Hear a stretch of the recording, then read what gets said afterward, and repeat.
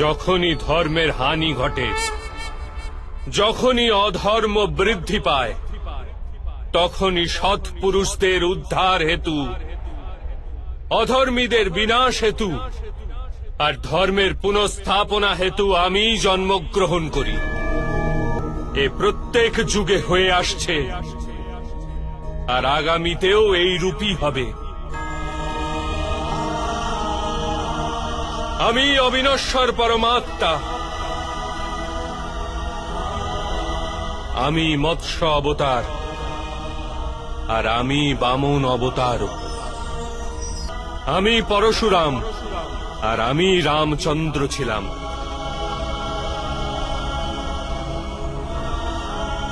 আমি ব্রহ্মা, বিষ্ণু আর মহেশ্বর,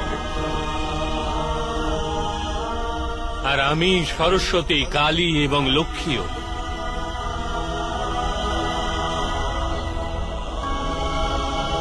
আমি না পুরুষ, না স্ত্রী, আর না নপুংসক। আমি না শরীর, না শরীরের অংশ। আমি জ্ঞান, আমি সৃষ্টি, চৈতন্য আর পরম ব্রহ্ম আমি।